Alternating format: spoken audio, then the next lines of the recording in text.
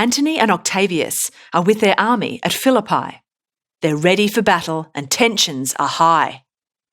A messenger shouts urgently, "The enemy is almost upon us! Time to do something!" Antony and Octavius disagree about whether to lead their army to the left or right of the battlefield. Octavius refuses to back down. Then Brutus and Cassius and their hordes enter. Octavius asks Antony if they should charge them right now, but Antony says to wait for the enemy to make the first move. He now calls Octavius Caesar, so there's a real power shift. It's a standoff as the two pairs, Brutus and Cassius and Octavius and Antony, all square off. But instead of resolving the conflict, it becomes about insulting each other. No one will back down, so the generals return to their armies. Looks like war is on. Octavius and Antony leave. Hey team, just a reminder, if you like this video, please hit the subscribe button and ring the notification bell. It really helps the channel out, and our next upload could be on something taught in your next class. Thanks, and back to the video.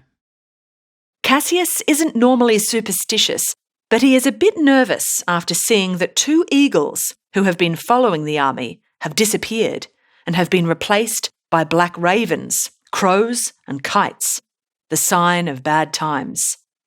The two wonder, could they lose the battle? Brutus says he'll never allow himself to be taken alive as a prisoner and hauled through the streets of Rome. The two generals farewell each other.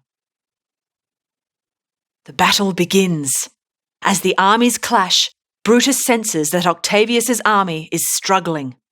He sends word to Cassius to hurry up and that he will advance and crush them like bugs. Cassius moves to watch the battle from a hilltop. It's not going well, and his men are starting to flee. Cassius even killed a cowardly flag bearer himself. Brutus was a bit too keen and attacked Octavius's army too early. Now Brutus's men are distracted with enemy plunder, while Cassius is surrounded by Antony's army. Cassius notices a mysterious advancing army in the distance.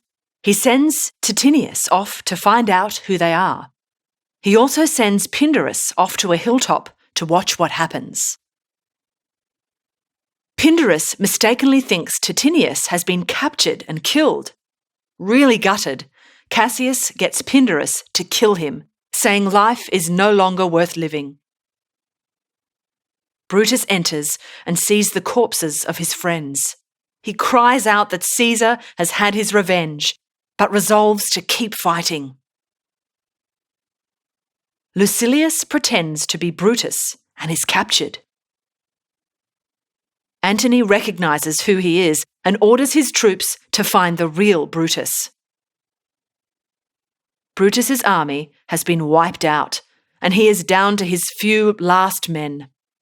He begs his remaining friends to kill him, but they refuse as, friends don't stab friends.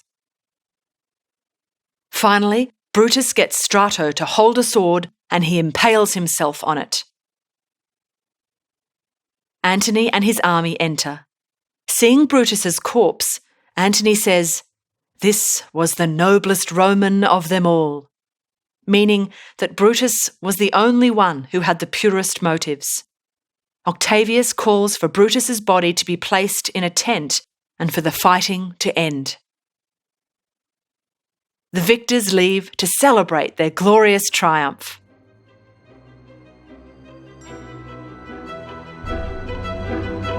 We hope you enjoyed this Schooling Online production. For more easy lessons on Julius Caesar, check out our context analysis of the play.